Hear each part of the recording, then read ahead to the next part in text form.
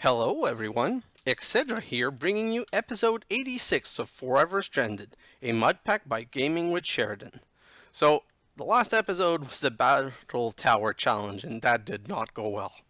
Man, that whole episode was a derp from the beginning to the end. I just want to do a quick quest update with you guys. So, I'm at 80%, not even 80%, so that's the problem. It's been so long that I haven't checked them. If I'm looking at the Lapis, it's 100,000 block and I have 11,000 submitted. If I look at the Diamond, it's 20,000 block and I'm only at 7,891. So I'm not even halfway in the Diamond quest. And this, with the other 11,000 that we have, that's 11 plus 23, 33. So we're 33% of the way there. I think I'll never need to change my lens to Lapis because diamond's going to be the thing that's going to be the most problematic. But I have to admit that this series is dragging on. I made a promise to you guys and to myself that I would finish this series because that's really important to me, making sure that I complete what I start. But for that, it's time to change gear. I'm going to start doing start episode where I say what's the plan for today and show what was completed the episode before and do the rest in a time-lapse form. This way I can move forward so much more, and I'm going to try and work on some interesting or cool build to try and show you what I did with the builds, but that's how it's going to be going from now on. I hope you like this, and if you don't, well, you don't have to watch these episodes. And like I said, the last episode, I will do a recap of the whole series and what happened. But this is the best way for me to finish this series ASAP, to get onto Galactic Science, which I really want to start this week. I've installed it, I've played a couple of parts to it, and I've had a lot of fun. So today, I'm going to be completing, let's go to the city, to the sieving setup. I'm going to be working a little bit on the sieving setup. The reason I'm going to work a little bit on the sieving setup is twofold. Well, first of all, these, where I'm crafting the sand into sand, compressed sand, there's a way to do with a compacting drawer. So I'm going to link the episode from Duncan Webb, which is a quick tip and trick. So this should go faster. If I'm looking at this, perfect.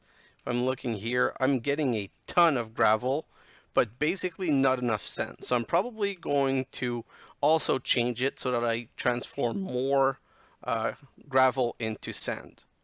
Just because, these are getting me a lot of lapis and a lot of diamond. Also in the last episode, I saw that this chest was jammed, so I have to fix this issue and see why it's jammed. This also, I'm only having one auto hammer. It's not going through this pile really fast, so I'm also probably going to change that to have 2 or 3 auto hammer to break these down. But the rest of the line is working really well. Well, this one also is jamming a little bit, so probably I have to add 2 or 3 here and 2 or 3 here also. And I'm going to start needing to either import or void these things. Down here, well, I have my nice setup, and I'm going to have to start importing these because chest is starting to get pretty full, but that will take care of all of my metal need for the rest of the episode. I've been thinking of maybe making a couple of more void ore miner. My only problem with more void ore miner is the cost in diamond. So if I look at this, I need some tier 4 structure. Let me search for tier. That should be easier. So tier 4 structure. Each one needs 56. So let's say I do this 56. This will cost 112 diamonds, so that's probably 10 block. And how much is it for the controller tier 4? 20 block. So we're basically talking about 30-40 block. So it's definitely worth it. So I'll have my machine work on producing a couple more of these void ore miner, and the only reason I'm doing that is this is the key to finishing as soon as possible. And I'm probably going to try and set them up in a nice way somewhere, like maybe around the building or some such construction. I'm just going to be a bit more free with doing some nice setup and tearing some things down. So this is the goal for this episode. fixing the sieving setup, fixing the import derp. Like if I come here and I look into this chest, technically, where is my triple blue chest? Ah, it's not the right type of blue. That's why it's not importing. Huh. These are, I don't know what kind of blue, but I did the other one with cyan. So I just need to set up an import chest. That's basically all I need to do. The other thing I want to do is all of these, I want to move in the A2 system. And I also want to show a couple of things. I kept talking about a problem with producing a certain amount of things. And here's the best example, piston. I'm always, or no, not piston, sorry, wood. I'm always out of wood plank or wood stick. Let me check stick. Is it something that I'm missing right now? No, 333. Okay, so let's stick with piston. So piston, I'm going to craft 64 just to show you the trick. I never knew this. This is something I saw in Duncan Webb's episode, and it's really amazing. These things I don't need. I'm just going to throw in the the A2 system quickly. These are all things I got from the looting of the battle tower, and it wasn't that much good loot. I'm really sad at how useless the loot was. I was really hoping that we were going to get every level something nice or interesting. And in the end of the day, it still ends up being vanilla stuff, and they're tiered toward vanilla material. But the problem with this is that it's fine having vanilla material, but when your mobs are not vanilla and you get compressed skeletons or compressed mob, it just turns out to be crazy. So this, and here I was done. So this is everything that I had. Oh, I forgot the food. I'm never going to need the food again, so I can get rid of that because I'm never turning off my nano beacon again. Okay, so piston. Let me get my piston. They're right here. So this is the trick that I didn't know.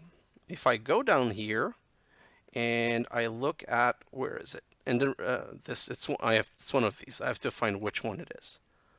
So this one, nope. This one, nope. This one, no. Oh, right here. So my understanding is that if I click 64 in here, this will make sure to always get 64. I think that we do need an auto crafting card though. Another tip and trick from Duncan Webb that I saw in one of his episodes is about the network tool. Something really cool I didn't know about. So I'm going to build a network tool and show you in the next episode. So I don't have any crafting card. Let me check if I have one in the ME system. Nope. So let's build one. It shouldn't be that complicated. Oh, really? I need a bench. That's what I'm missing. So let's craft that and put it here. And let's make a crafting card. So now if I come here, this one, and I put a crafting card, is this going to craft? Yeah. So see, now it's starting to create all of the piston, and it's going to keep 64 in here. So technically now, whenever I want piston, I can just go piston. Oh, am I in stored craftable? Huh, I should have researched that a little better before, because I thought that this was going to make sure to give me my 64 piston. Why is it continuing? Is it going to make the whole 64? No, okay, it's finally stopped. So no, that's not how I thought it was going to work. I thought that's what I saw him do, that he had stacks of 64 and that it was putting them there and making them accessible. I'm going to try something different. Maybe it's because it's attached to an assembler. I'm not sure. I need an interface, and now let's get a big square regular interface. Like so. And let's put that one down. I wanted to figure it out by myself, but I might end up needing to ask Duncan about it. So if I put that there, and now I say 32 piston, that I always want to have, oh, that puts them in the ME system. Derp, I clicked the wrong place. Piston, grab these piston again. And if I say that I want 32 piston always kept in here, this should actually start the crafting. Oh no, I didn't put a crafting card. Put a crafting card in, and okay, so it sent the order for 32 and it's making them there. Now it's really just a question of seeing if my ME system will detect them in the end. 11, 10, 9, 8. I'm just letting it finish. And 32. And now if I look at piston, nope. It's not showing the piston, so I'm going to have to ask Duncan Webb how he did it, because technically I was expecting these 32 piston like to show always 32. And I thought that whenever I would use some of them, well, it would just craft the next 32 and it would always keep them available. So my idea was really saying, let's put, oh, wait. I think I'm understanding something now. Piston? No, I have none in my ME system. But there's 64 there. What can I craft with piston? Let's do a quick research. Just want to try and make something useful. I don't really want to waste the material for no reason. Not that. Just trying. Oh, so I can make some of these.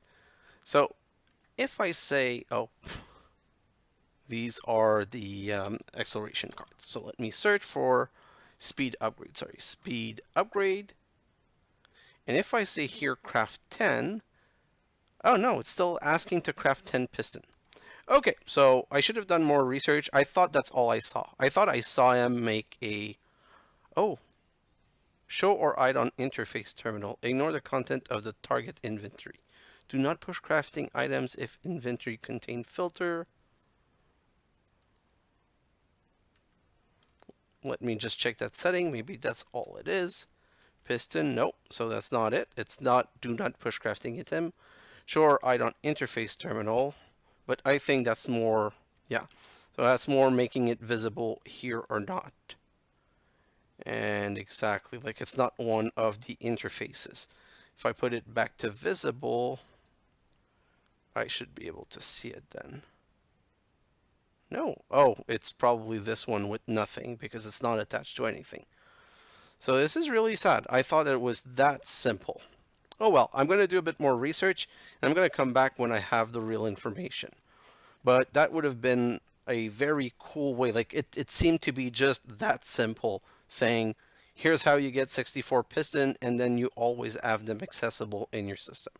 So I'm going to throw all of that back in, going to get rid of this armor that I don't care about anymore, and I'm going to go into my time lapse where I'm basically going to fix all my sieving setup. I'm going to make sure I'm importing stuff.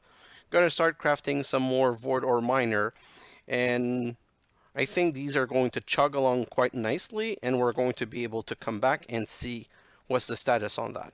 But one last thing I forgot to do, because this is not helping the quest status if I'm not coming here to check at the sandstone. So, oh, too low. This one right here, how much sandstone do I have? 270,000 of a million.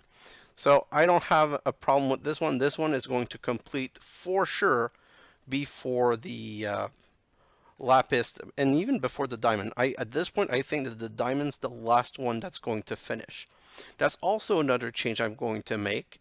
I'm going to automate these dimensional transceiver to try and make more, because I'm going to make sure to have one per void ore miner and connected from two sides to make sure that the void ore miner is getting the maximum that it can. And these can import stuff, so I'm going to automate the system way better. I think I've learned a lot about what to do better and what not to do to make this easier. So guys, I hope you're going to stick with me with these kind of episodes. I'm doing this so I can get started with Galactic Science 1 as soon as possible. And I do agree with Creator Aid and a lot of you guys saying the Collector series is really a bit troll. And for me, it's the challenge of completing the quests that gives me the fun. So I want to finish this, complete it, and show you what it took in the end to be able to do this. So guys, thanks for watching, and I'll see you in the next episode. Bye now.